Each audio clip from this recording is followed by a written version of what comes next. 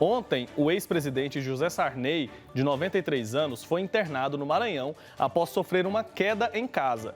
Esse tipo de acidente tem se tornado cada vez mais comum. É importante tomar alguns cuidados para evitar que eles aconteçam e tragam riscos, especialmente aos idosos. Objetos simples que temos no cotidiano ali, usamos todos os dias, podem representar riscos. Vou conversar mais sobre esse assunto agora com o Dr. Leandro Alves, que é ortopedista e cirurgião de quadril. Está conectado aqui com a gente, doutor? Bom dia, seja muito bem-vindo. Bom dia, Wilker. Bom dia, telespectadores do programa Santo Café. É um prazer estar aqui com todos vocês. Então, doutor, é isso, né? Às vezes, objetos do nosso cotidiano, um tapete ali pode representar um grande risco para alguém que tem uma idade como, por exemplo, a do ex-presidente de 93 anos. Pode representar risco, né? Exatamente. Hoje, a gente até tem um projeto que a gente chama de Casa Segura. O principal local de queda e de trauma realmente ainda é o ambiente domiciliar, principalmente no quarto e também no banheiro. Então, esse projeto de Casa Segura, e justamente para a prevenção de quedas na população idosa, é não deixar objetos no chão, ter muito cuidado com o que muitas vezes a gente usa na ornamentação, tapetes, algum vaso de planta, tudo isso. Então, evitar de deixar objetos no chão.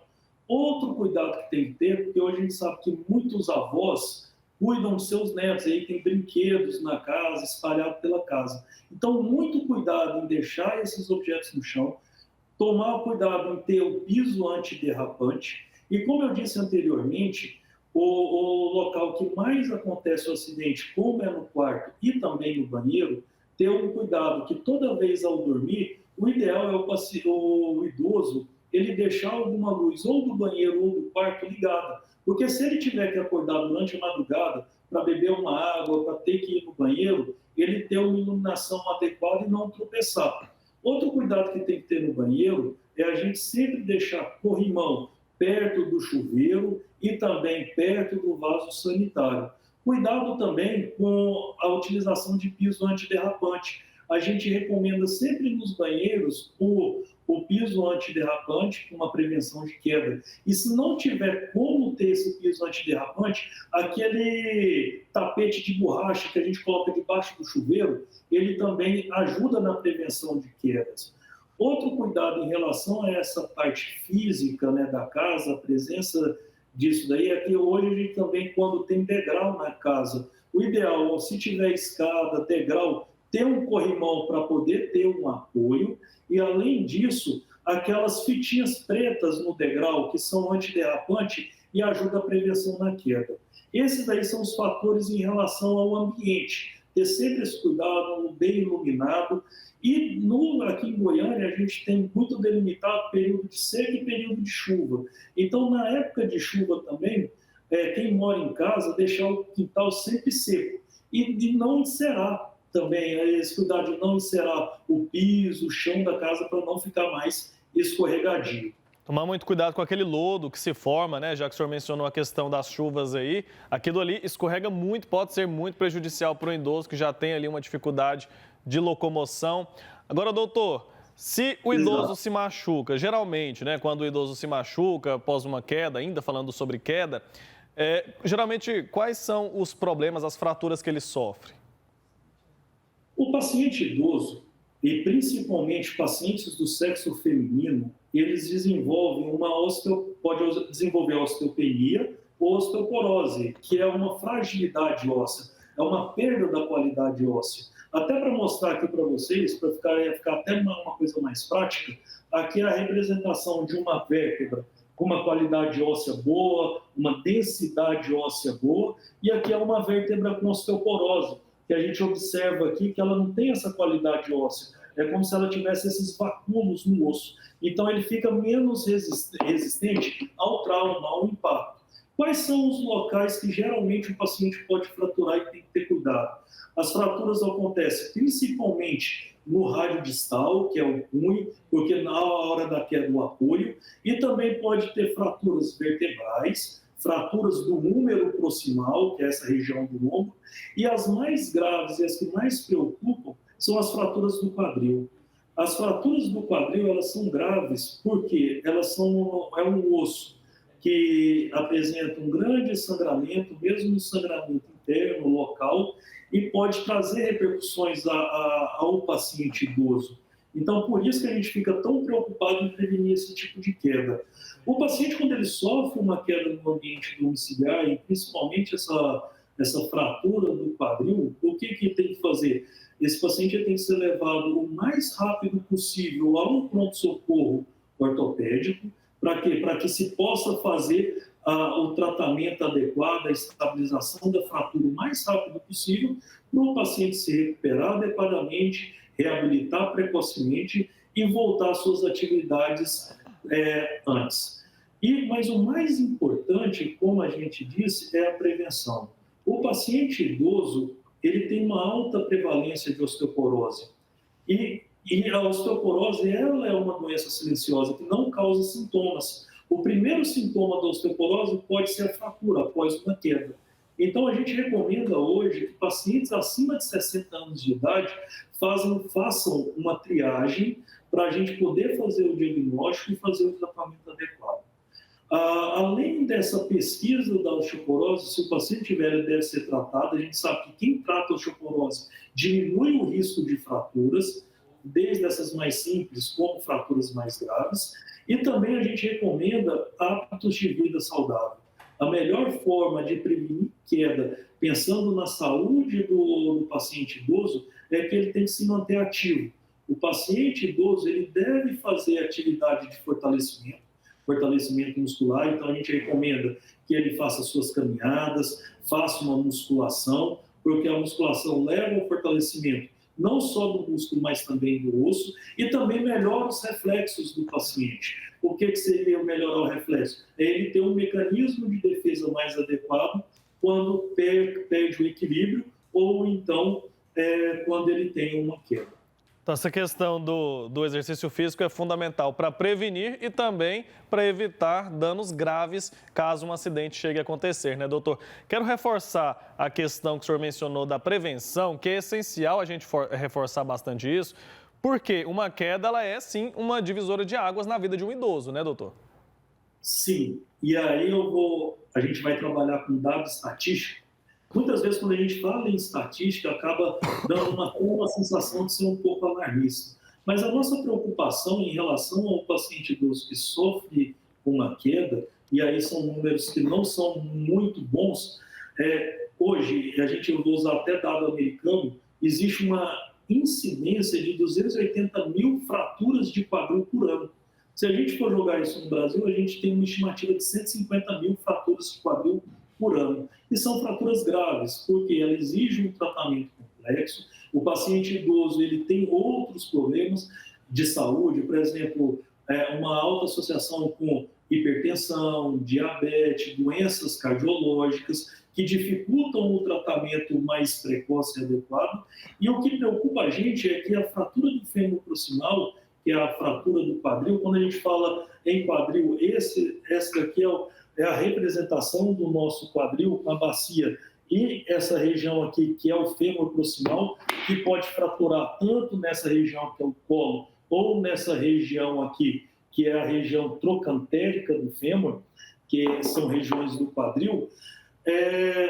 O que a gente tem é uma taxa de mortalidade relativamente alta, chegando a 80%, a 20% em pacientes acima de 80 anos. E uma outra coisa que preocupa é que muitos pacientes que têm a fratura de quadril, 20% deles perdem essa confiança para andar, mesmo sendo operado e sendo feito o tratamento de maneira adequada. Certo. Existem muitos idosos que moram sozinhos, né, doutor? Como que a família pode identificar que esse idoso não pode mais viver sozinho dentro de uma casa? Essa é uma pergunta que eu considero muito boa e que a gente vê aumentando a cada dia o número de idosos morando sozinhos. E a maioria deles acabam morando sozinho, Wilker, porque uma coisa que o paciente idoso ele não quer é ter uma sensação de independência e a sua sensação de autonomia. Então, muitos acabam sendo até teimosos e custosos, que eu falo, porque eles insistem em ficar sozinhos. Mas qual que é a recomendação que a gente dá nesses casos? Quando o paciente ele quer manter essa autonomia, essa independência dele, o ideal é que algum parente tenha, que a gente até considera ele um cuidador, ele receba visitas diárias, sempre alguém visitando esse paciente, esse idoso, e se você muitas vezes não tem tempo pela rotina do dia a dia, a gente aconselha sempre pedir para ficar ligando, é ter um contato direto e constante com a população idosa, e se você perceber que ele não está atendendo, e verificar na própria casa o que está acontecendo, ou então ter aquele vizinho de confiança que passe lá para dar o bom dia, e também, se você não tem alguma informação de um modo rápido, você poder entrar em contato com o vizinho para saber se está tudo ok na casa de seus parentes idosos. O senhor mencionou agora, e o senhor até mostrou para a gente, aqueles ossos ali, um com osteoporose e o outro sem, né, doutor? Existem medicamentos que podem prevenir ou que podem causar, a gente sabe que os idosos, em muitos casos, acabam tomando vários medicamentos, ou até alimentação desregulada, tudo isso pode influenciar também na qualidade desses ossos? Excelente. A osteoporose, ela é prevenida com, como eu disse anteriormente, com hábitos saudáveis. Então, uma alimentação rica em cálcio e rica também em vitamina D, que são elementos essenciais para boa saúde e qualidade óssea, é fundamental. A alimentação rica em cálcio, ela está presente principalmente em alimentos de origem animal e também nos derivados do leite. Então, essa é a principal fonte de cálcio. Evitar o tabagismo. O tabagismo é um fator de risco para a osteoporose, assim como a alta ingesta de bebidas alcoólicas. É muito discutível também o café, aquele café nosso diário, se ele pode influenciar também na osteoporose ou não. O que eu falo é para não abusar. Quem tem o hábito de tomar o cafezinho, toma aquele seu café diário sem abuso. E outro alimento também que favorece a osteoporose é a alta ingesta de refrigerantes também. O sedentarismo é um fator de risco, como eu disse anteriormente, e quando o paciente ele já tem o diagnóstico de osteopenia ou osteoporose, ele tem tratamento. O tratamento, o que é? A suplementação de cálcio e também a suplementação de vitamina D. Quando o paciente também tem osteoporose, algumas vezes a gente entra com uma medicação que a gente chama de medicação antirreabsortiva. Qual que é a função? É um medicamento que vai atuar lá no osso, fortalecendo esse osso e melhorando a captação do cálcio e da vitamina D. Certo, doutor. Agora, se o acidente aconteceu, o idoso caiu, como que eu posso socorrer essa pessoa? É recomendado que eu pegue essa pessoa, coloque no carro e leve para o hospital, ou que eu chame ajuda? A gente não sabe, né, se quebrou, se fraturou algum osso. Como que eu devo agir se eu estiver diante de uma situação como essa? O cuidado que tem que ter com esse paciente, eu falo que é até um cuidado mais simples do que quando é o politrauma, igual você falou, que o politrauma, o paciente, quando ele sofre um acidente de trânsito, a gente tem que evitar, por conta própria, carregar aquele paciente para não ter o risco de aumentar a lesão. O paciente com fratura, que teve uma queda em casa, o ideal é o atendimento o mais rápido possível. Então, quando ele tem uma queda, se você puder chamar uma ambulância ou até o SAMU, ele vai fazer esse transporte do paciente até o hospital, até a unidade de pronto atendimento.